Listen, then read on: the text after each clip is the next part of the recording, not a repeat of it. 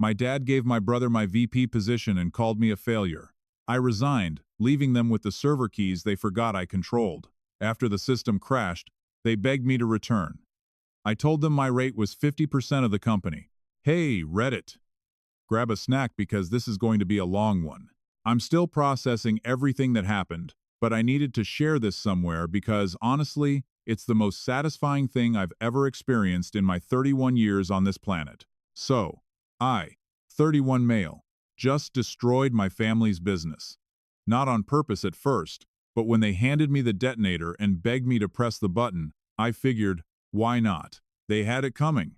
Let me back up and give you some context about the Johnson family dynamic, because without it, this story makes no sense. My dad started Johnson Industrial Solutions about 25 years ago. Started in our garage with a couple computers and a dream. Grew it into a legitimate mid-sized company specializing in industrial automation software.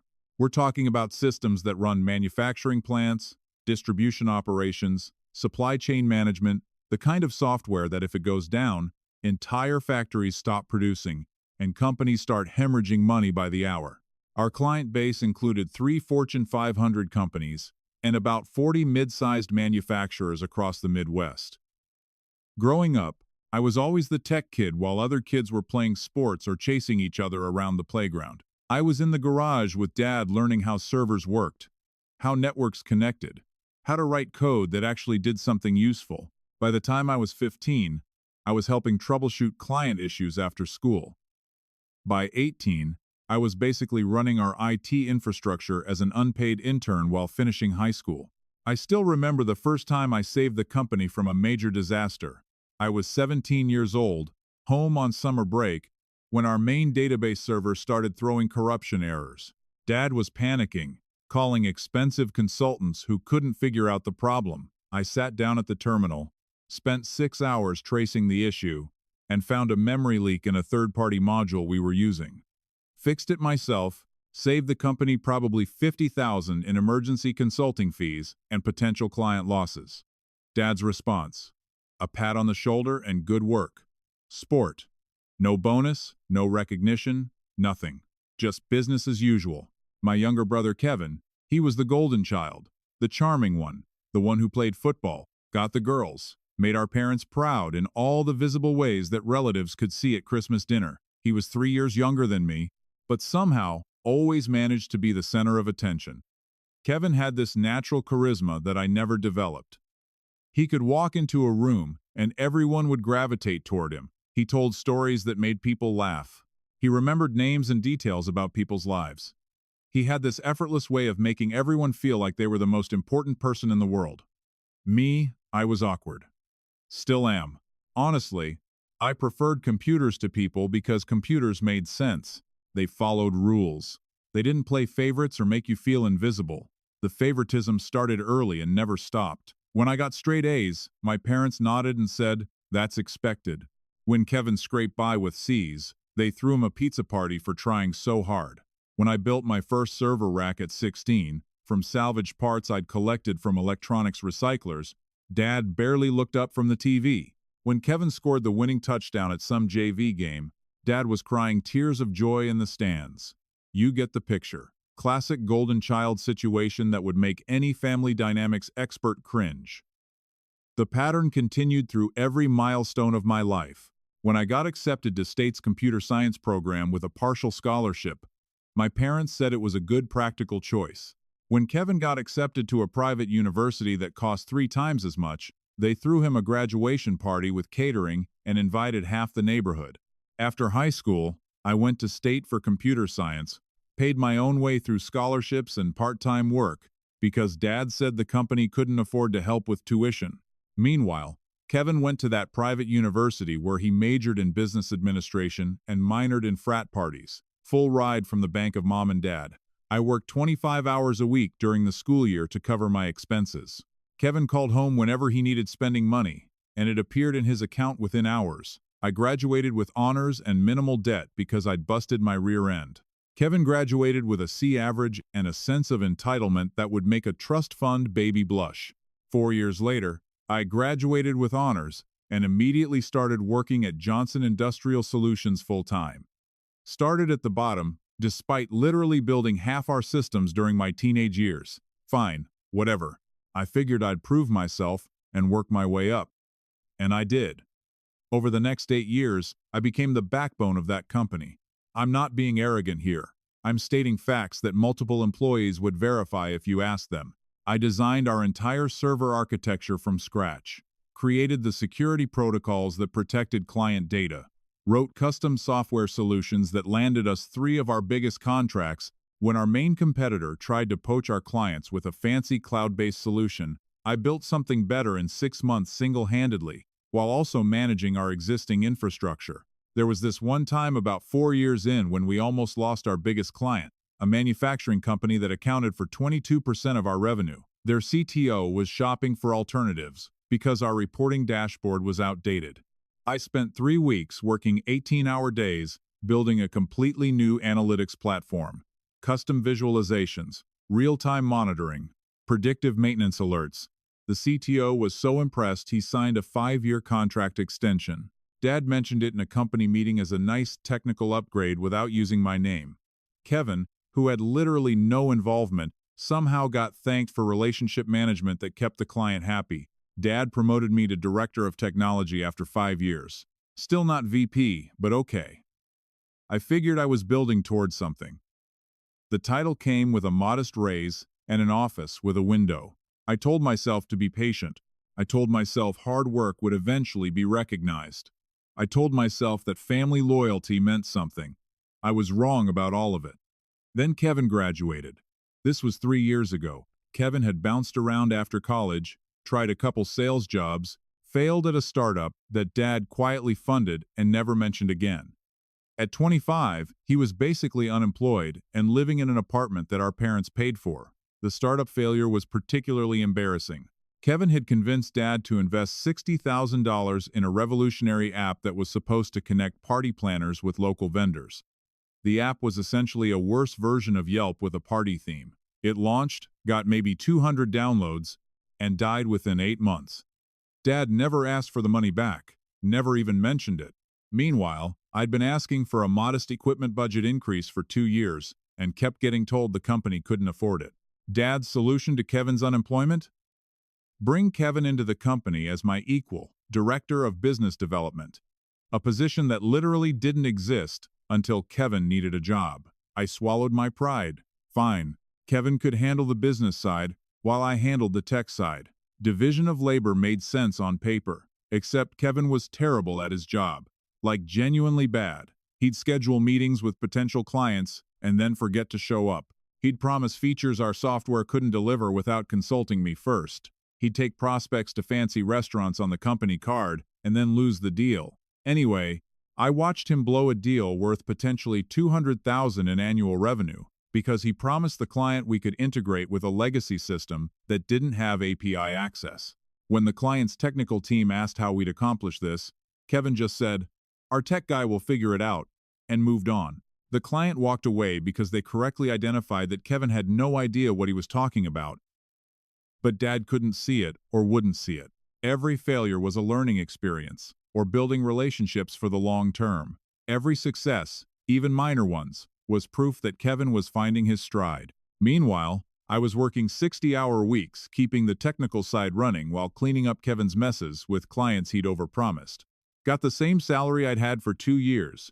Same title, same office. When I asked Dad about advancement, he gave me this condescending smile and said, "David, technical people don't usually move into leadership. You're valuable exactly where you are. Don't worry about titles. Don't worry about titles." Right.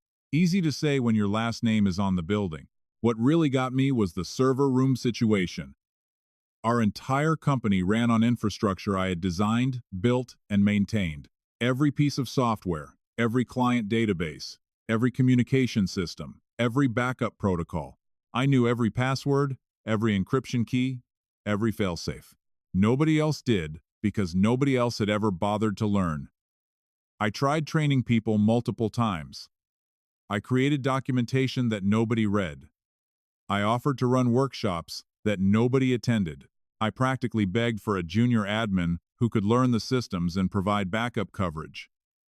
But Dad always said we couldn't afford to dedicate resources to IT training when there were more pressing business needs. Translation: Kevin needed a bigger marketing budget for client dinners that went nowhere. So for 8 years, I was the single point of failure for the entire company.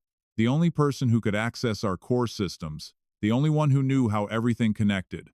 And nobody seemed to care about that vulnerability, because in their minds, I'd always be there. I'd always be the reliable one.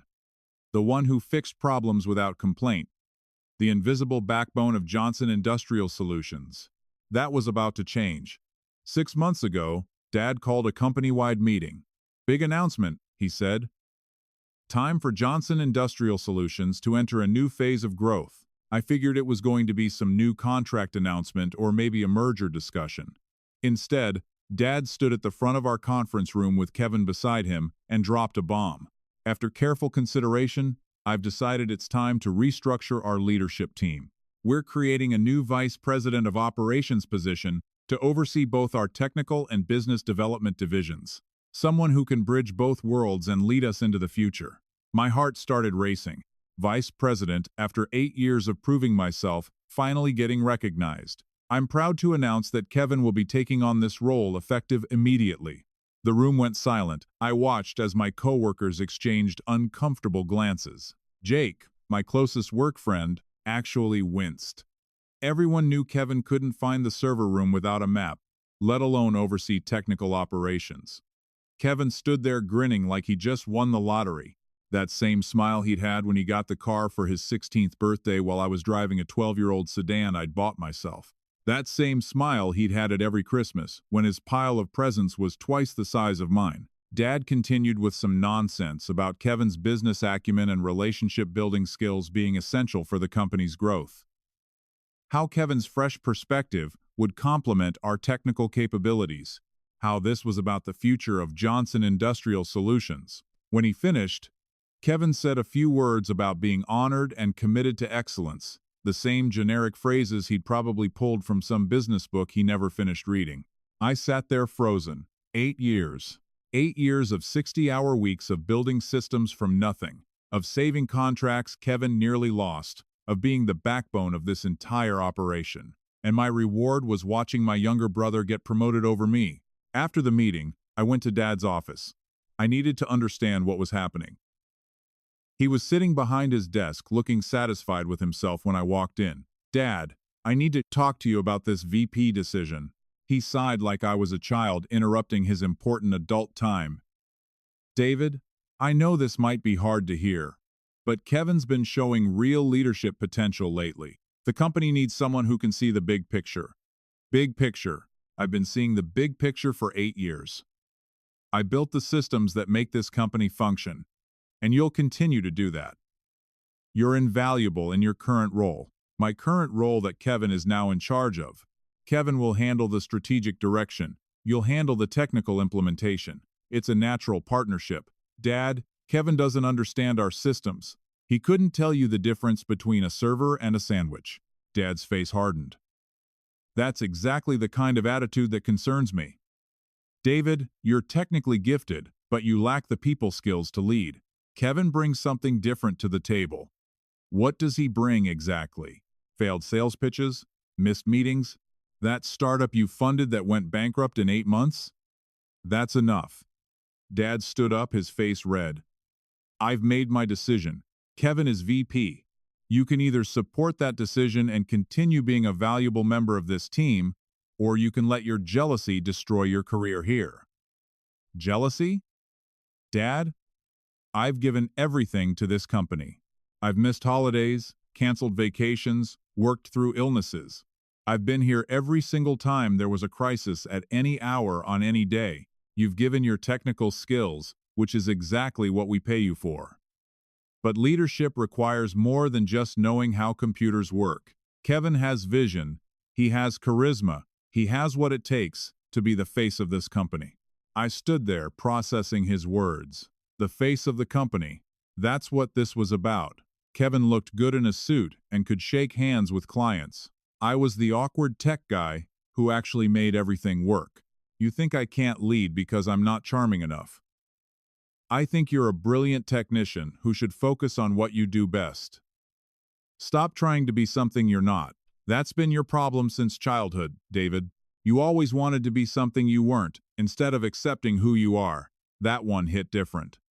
20-plus years of feeling invisible in my own family condensed into one condescending sentence. I walked out of his office without another word, went straight to my car and sat there for an hour replaying every sacrifice I'd made for that company, every weekend I'd worked, every vacation I'd skipped, every relationship I'd neglected because there was always another crisis to solve, and my reward was being called a brilliant technician who should know his place.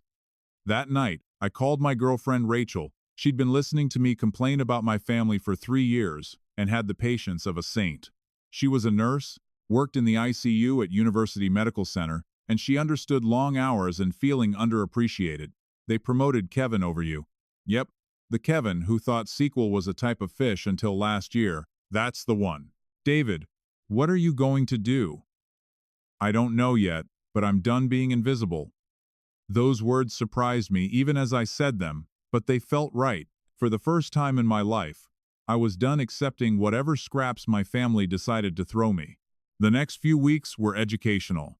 Kevin started his new role with all the subtlety of a bull in a china shop, calling meetings to discuss synergy and operational efficiency, while clearly having no idea what any of our systems actually did. He'd pull me into his office to explain basic concepts that anyone who'd been paying attention for the last 3 years would already know. What's a firewall? How does our backup system work? Why can't we just move everything to Google Drive? I'd explain things as simply as I could, and he'd nod like he understood. Then he'd turn around and present those same concepts to Dad like they were his original insights. I've been analyzing our infrastructure, and I think we're over-reliant on localized server solutions. We should consider a distributed approach to risk management. Those were literally my words from a proposal I'd written 2 years ago. A proposal Dad had rejected because it was too technical for him to understand. Dad ate it up. Every meeting, he'd praise Kevin's strategic thinking, while I sat there watching my own ideas get repackaged and credited to someone else. But here's where things got interesting. Kevin decided he wanted to modernize our infrastructure. He'd read some article about cloud computing and decided we needed to migrate everything immediately. Never mind that our clients had specific security requirements that made certain cloud solutions problematic. Never mind that our current systems were stable and efficient. Kevin wanted cloud because cloud sounded impressive. He brought in outside consultants without consulting me. These guys showed up with fancy presentations and buzzwords, promising to revolutionize our operations. They quoted a price tag that made my eyes water, $350,000. And a timeline that was completely unrealistic. When I raised concerns in the planning meeting, Kevin cut me off. David, I appreciate your input, but we need to think bigger here. Your legacy systems have served us well, but it's time to evolve. Legacy systems. The systems I'd built from scratch, the systems that had never had a major outage in 8 years. Kevin, if we rush this migration, we're going to have serious problems. Our clients depend on uptime. Any disruption could cost us contracts. That's why we're bringing in professionals. He gestured to the consultants, who nodded sagely. These guys have done this dozens of times. We're in good hands. I looked at Dad, hoping he'd see reason. He was nodding along with Kevin like everything made perfect sense. I want David fully cooperative with the transition team, Kevin continued. That means handing over all system access, documentation, and passwords so they can do their assessment. There it was, the moment everything crystallized. They wanted my keys, not because they valued my input, but because they needed my access to proceed with a plan that would probably blow up in their faces. For 8 years, I'd been the gatekeeper of this company's most critical infrastructure. I knew every backdoor, every encryption key, every fail-safe protocol, information I'd never fully documented because Dad had always said we couldn't afford to dedicate resources to that kind of administrative overhead. Now they wanted me to hand all that over to outside consultants so Kevin could play tech visionary. I smiled and said I'd prepare everything they needed. Then I went back to my office and started planning. Over the next 2 weeks, I did 3 things. First, I documented everything. Every system I'd built, every process I'd created, every line of code that kept the company running. Not for them, for me. I wanted a complete record of exactly what I'd contributed before everything went sideways. Second, I started quietly backing up my personal files and any proprietary work I had developed on my own time. Legal had always been vague about IP ownership for stuff I'd built outside working hours. So, I made sure I had copies of everything that was clearly mine. Third, I began preparing my resignation. This wasn't revenge yet. This was self-preservation. I knew Kevin's cloud migration was going to be a disaster, and I didn't want to be the scapegoat when it failed. Better to leave on my own terms than get blamed for someone else's incompetence. The final straw came on a Thursday afternoon. Kevin called another all-hands meeting, this time to discuss organizational restructuring. Dad was there, beaming with pride as Kevin presented a new org chart. My position had been eliminated. Well, not eliminated, exactly, restructured. The Director of Technology role was being replaced with a Technical Support Coordinator position, reporting to the outside consulting team. Same responsibility, lower title, 20% pay cut, and I'd be reporting to people who'd been at the company for 3 weeks instead of 8 years. After the meeting, Dad pulled me aside. David, I know this seems like a step back, but think of it as an opportunity. You'll be working closely with experienced professionals who can help you grow. Help me grow, Dad? I built everything they're supposedly experts in. Your attitude is exactly the problem. You're resistant to change. You think you know better than everyone else. That's why you've plateaued here. That's why you've never advanced past a certain level. You're a technician, David, a good one. But you're not a leader. And you need to accept that. Plateaued? I've been running your IT infrastructure single-handedly, while Kevin couldn't find the printer without a map. Kevin is a leader. You're a technician. There's no shame in that, but you need to accept your place in this company. My place. My place was apparently as a glorified help desk employee at my own family's company, while my brother, who could barely send an email without assistance, played executive. Is this really how you see me? I asked quietly. After everything I've done? Dad looked at me with something like pity. David, I love you, but you've never had what it takes to lead. You're good at following instructions and solving technical problems. That's valuable. But Kevin has the charisma, the vision, the leadership qualities that this company needs to grow. I know it's hard to hear, but sometimes we have to recognize our limitations. I just stared at him. The new position comes with a retention bonus. If you commit to staying through the transition, $15,000. We really do need you for the technical handoff. Think about it. He walked away, leaving me standing in the hallway, realizing that I'd spent 8 years building a company for people who saw me as nothing more than a useful tool. That night, I typed up my resignation letter, 2 paragraphs, professional, courteous, and effective in 2 weeks. Then I deleted it and wrote another one. This one was 1 sentence.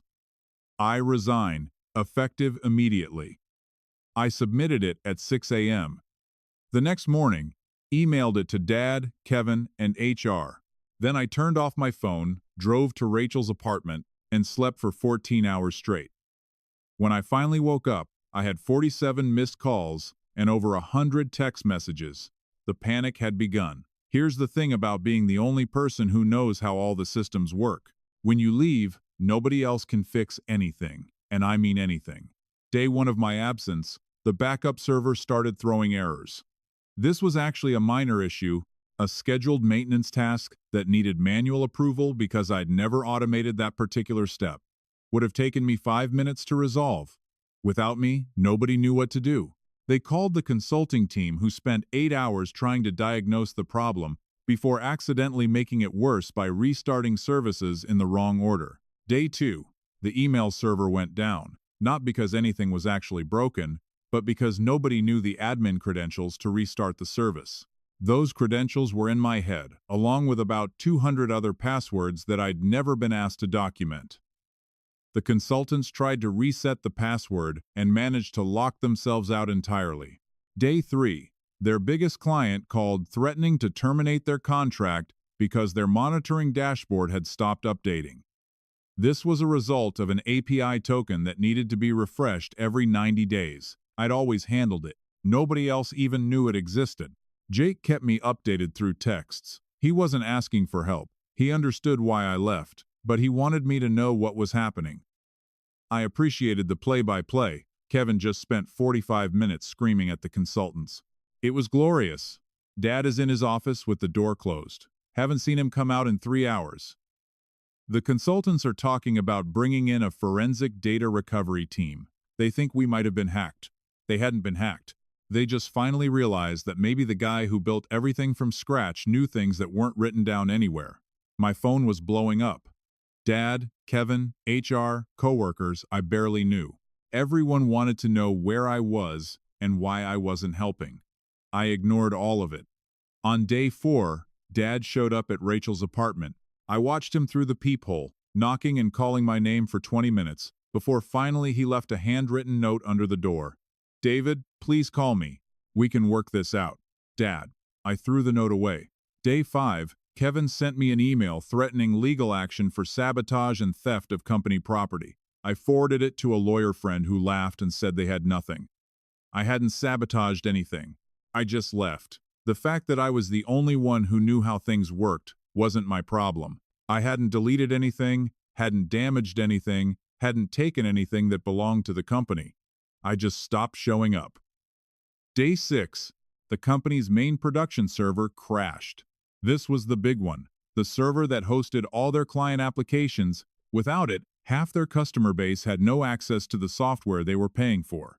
The crash happened because of a memory management issue. I'd set up a monitoring alert for years ago. The alert had been going to my email, my personal email, because I'd never trusted anyone else to respond to it properly. When I left, the alerts kept coming, but nobody was there to see them. I watched the emails roll in as the server slowly degraded over 72 hours before finally giving up. Jake texted me in a panic. David, everything is on fire. Kevin's been in Dad's office screaming for 2 hours. The consultants are saying they can't recover the system without the encryption keys. Nobody knows where they are. I knew where they were. They were in a password manager that only I had access to, a password manager secured by credentials that existed solely in my memory. Day 7, Dad called. I actually answered this time. David, his voice he sounded like he hadn't slept in days. We need to talk. We talked plenty. You made your thoughts about me very clear. I was wrong. About Kevin. About the restructuring. About everything. Please. The company is falling apart. We need your help. Sounds like you should call those consultants Kevin hired. They're professionals, right? David, please. I'm begging you. Name your price. My price? Whatever you want. Your old position back. Double your salary. VP title. Anything. Just come back and fix this. I let the silence stretch out for a long time, long enough that I could hear him breathing heavily on the other end, waiting. I don't want my old position back, Dad. Then what do you want? 50% of the company. He laughed, then realized I wasn't joking. That's insane. That's my life's work. I can't just give away half of it. Then good luck with your server recovery. I hear the consultants are making great progress. David, be reasonable. I'll give you 25%. That's more than generous for your age and experience. 50%. And Kevin goes completely out. No position, no office, no involvement. Clean break. I can't fire your brother. He's family. So am I. But that didn't stop you from calling me a failure who should know his place. Silence. Long, painful silence. 50% and Kevin out. Final offer. You have until midnight to decide. After that, I'm booking a flight to Seattle. I have 3 job offers waiting, and I haven't even started looking seriously. I hung up. The next 18 hours were interesting. I know this because Jake kept me updated in real time. The consultants quit. Just walked out. Said the situation was beyond their capability to resolve without access credentials they couldn't obtain. They also mentioned something about not wanting to be associated with the company when it collapsed. 2 major clients terminated their contracts. 3 employees resigned because they couldn't do their jobs without functioning systems. The company's bank called about a missed loan payment that had been scheduled through an automated system nobody could access. Kevin apparently had a complete meltdown in the parking lot, screaming about how this was all my fault and how I'd planned this from the beginning. Security had to escort him off the premises. At 11:47 p.m., my phone rang. 50%, Dad's voice was broken. Kevin's out. Whatever you want, just please come back. I want it in writing. Lawyer drafted agreement signed and notarized before I touch a single keyboard. We don't have time for that. The servers? Then I guess the servers stay down. I'll wait for the paperwork. David, please. We're losing everything. Midnight, Dad. Papers ready by noon tomorrow or the deal's off. I hung up again. At 11:58 a.m. The next day, I received an email with 3 attachments. A stock transfer agreement giving me 50% ownership of Johnson Industrial Solutions, Kevin's termination letter, and a formal apology letter from my father, acknowledging his errors in judgment regarding my contributions to the company. My lawyer reviewed everything. It was legitimate. I drove to the office at 2 p.m., walked past the empty reception desk, past the darkened workstations, past the stressed-out employees who looked at me like I was either their savior or their executioner. Dad was waiting in his office. He looked like he'd aged 10 years in a week. Kevin was there too, packing personal items into a cardboard box while shooting daggers at me with his eyes. David. Dad stood up. I don't know what to say except I'm sorry. I was blind. I let my desire to see Kevin succeed cloud my judgment about who was really holding this company together. Save it. I'm not here for apologies. I'm here to fix the mess you created. Kevin looked up from his box. This isn't over. You think you won? But you just destroyed this family. No, Kevin. You and Dad destroyed this family. I just stopped letting you destroy me along with it. He grabbed his box and walked out without another word.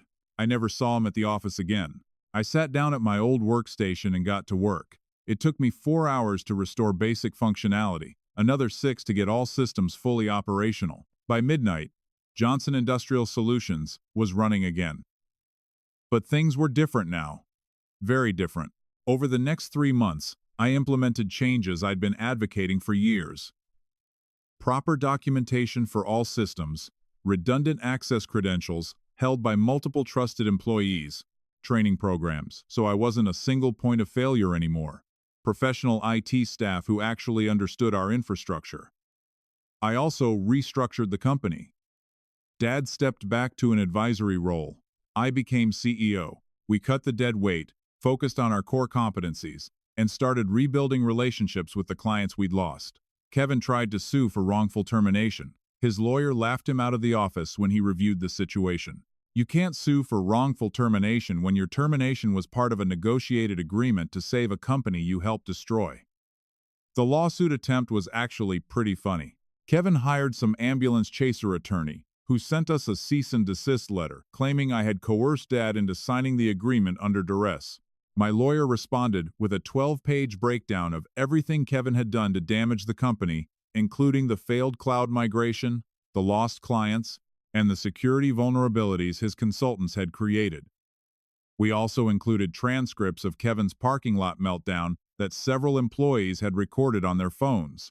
The lawsuit disappeared within 2 weeks. Never heard another word about it. What surprised me most was how quickly the company culture changed once Kevin was gone.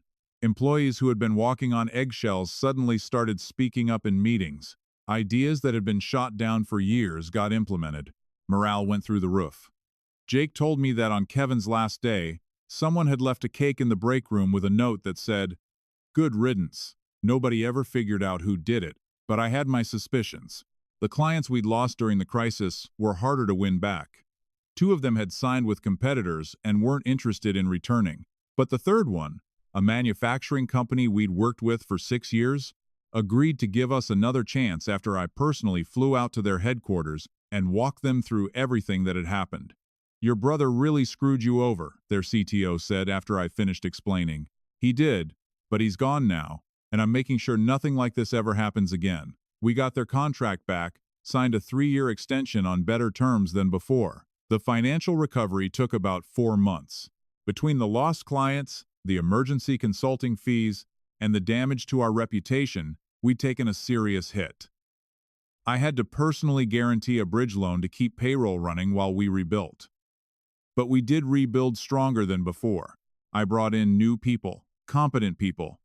Patricia as CTO, a CFO named William, who had actual financial experience instead of just a business degree and family connections, a sales director named Samantha, who closed more deals in her first quarter than Kevin had closed in 2 years. We also invested heavily in documentation and training. I never wanted to be a single point of failure again, not because I was planning to leave, but because I finally understood that a company built around one person's knowledge isn't really a company, it's a liability. By month 6, we were profitable again. By month 9, we were posting record revenues. By month 12, we had more clients than we'd ever had before. The turnaround got noticed. Industry publications wrote about our Phoenix from the Ashes story. A podcast invited me on to talk about resilience and leadership. I declined the podcast, but appreciated the recognition. TLDR. Spent 8 years building my family's tech company. Dad promoted my useless brother over me and called me a failure who should know his place. I quit taking all the system access with me. When everything crashed, I demanded 50% ownership to come back. Now I run the company and my brother sells cars. Update. Hey Reddit, it's been about 6 months since I posted this, and people have been asking for an update. The company just had its best quarter ever. We brought in a new CTO, who I actually respect. A woman named Patricia who spent 15 years at a Fortune 100 company before deciding she wanted to work somewhere smaller. We've landed 3 major contracts this year, hired 12 new employees, and expanded into 2 new markets. The biggest contract was with an automotive parts manufacturer based out of Detroit. They'd been shopping for a new software solution for over a year, and every major competitor had pitched them. When they heard about our turnaround story, they reached out directly, said they appreciated a company that had been through the fire and come out stronger. That contract alone is worth more than our entire revenue from 2 years ago. Rachel and I got married last month. Small ceremony, just close friends and her family. Dad was the only one from my side who came. Kevin wasn't invited. The wedding was actually perfect. We did it at a botanical garden about an hour outside the city. 50 people, good food, great weather, no drama. Rachel's family is completely normal, which after my family feels almost surreal. Her dad walked her down the aisle. Her mom cried happy tears. Her sisters gave actually heartfelt toasts. Nobody tried to make it about themselves or start a fight. Dad behaved himself. He sat in the back row, kept to himself, and left right after the reception started winding down. He shook my hand before he left and said he was proud of me. I just nodded. Speaking of Kevin, I heard through the grapevine that he tried to start his own consulting business after getting fired. Some kind of business development service where he'd help startups find investors. It lasted about 4 months before he ran out of Dad's money to burn. Apparently, the investors he was connecting weren't real, and the startups figured that out pretty quickly. One of the startups actually threatened to sue him for fraud. Kevin had been taking a finder's fee for introductions to investors who didn't exist. The whole thing collapsed when someone actually Googled one of the investors Kevin had mentioned and found nothing. He's at a car dealership now selling used trucks from what I heard, making about $40,000 a year, a far cry from the VP salary he thought he deserved. Dad officially retired last month. He signed over his remaining shares to me as part of a buyout agreement we'd been negotiating. I now own 73% of Johnson Industrial Solutions. He moved to Arizona with Mom. Before he left, we had dinner together, just the 2 of us. He told me that watching me take control of the company was the proudest he'd ever been of me. Then he apologized again for how he'd treated me all those years. I always thought Kevin needed more help because he struggled more, he said. I didn't realize I was just making him weaker while ignoring the son who was actually building something. I appreciated the apology, but I also told him that apologies don't change history, they just acknowledge it. He nodded like he understood. Mom still tries to arrange family dinners where Kevin happens to show up. I've stopped attending those. Last Thanksgiving, she called me crying because I wouldn't come. I told her I loved her, but I wasn't going to pretend everything was fine when it wasn't. Kevin reached out once, about 3 months ago. A long email apologizing for any misunderstandings and asking if there might be a place for him at the company again. He'd been fired from the car dealership for falsifying sales records and was apparently struggling to find work. I didn't respond. Jake showed me Kevin's LinkedIn profile recently. He's listed himself as a business development consultant with expertise in corporate turnaround strategies. The irony almost made me laugh. One more thing worth mentioning. Last week, our biggest competitor reached out about acquiring Johnson Industrial Solutions. They offered $42 million. I told them no. Not because I couldn't use the money, but because I built this company from the ground up, and nobody's taking it from me. Not my brother, not my father, not some corporate buyout firm looking for a bargain. This is mine. I earned it, and I'm keeping it. That's it for now, Reddit. Thanks for following along, guys. We are so close to hitting 100,000 subscribers on this channel. If you are not subscribed to the channel, please consider subscribing. It really helps hit that 100,000 mark.